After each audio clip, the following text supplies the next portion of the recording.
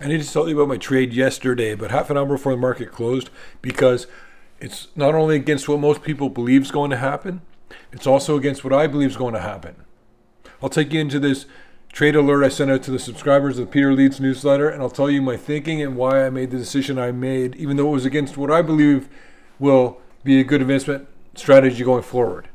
I'm going to look stupid pretty soon, but I just sold this oil company, productive company, that pays a dividend, even though I'm wildly bullish on long-term oil prices. I do believe the stock I just sold is going to trade at much higher prices in the relatively close future. However, I decided to lighten some of my oil positions because everybody, every prognosticator, every retail investor, every analyst is talking about how much higher oil prices are going to go. And yes, I agree with them, except that in the recent past, oil prices have driven up so strongly, and I am looking to buy back in. I sold the stock for about a 50% gain in a matter of months, but I regret getting out of the stock. It's a great long-term investment. All oil companies are. I believe that oil prices are going to go much, much higher. But in the short term, listen to what I said and the reason I made a decision that I did make. I decided to lighten some oil-related holdings for the short term. I could have chosen a different stock, but the hammer fell on this one. I will look to buy back in, and in a big way, later, when things settle down. What I'm seeing is that everybody is talking about oil prices going higher, and that means to me that retail investors are probably buying into oil companies. That means to me that oil stocks have been overbought strongly, which means that they're more likely to come down before they go higher. So I thought I'd check the RSI of this particular company to see that it was so overbought as I anticipated that it would be. And sure enough, here's a chart. It's at 80, while Chevron wasn't overbought. It's at about 55. Anything above 75, anything below 25, you're looking at either being overbought or oversold, meaning too much money's flowed into it, too much money's flowed out of it, which means that you're more likely to be paying overvaluations for shares at these levels with this kind of investor interest. And I'm going to wait till it comes back down before I buy back in. I might miss the boat. Maybe I look pretty stupid and it goes up higher and higher for a long time. That's why I didn't sell all of my oil holdings.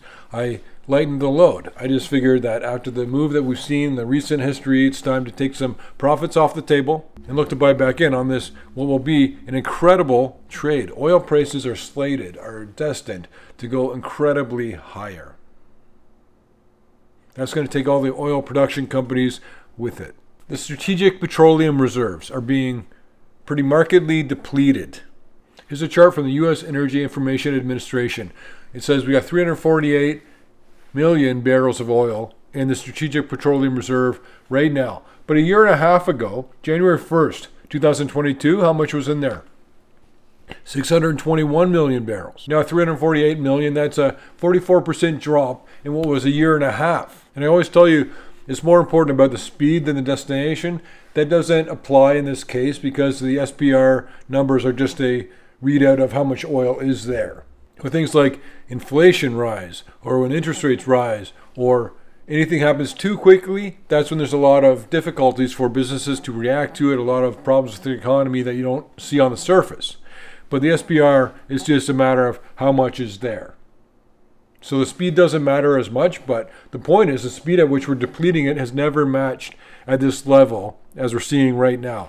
And it's what? To bring down gasoline prices? For the politicians to get elected and make people think things are doing better? The purpose of the Strategic Petroleum Reserve is in case of the time of war.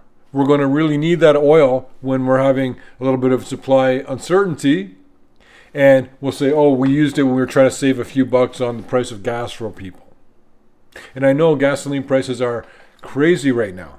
They're so high, in fact, that you take notice about where you're going to be driving to and if you really need to go that distance.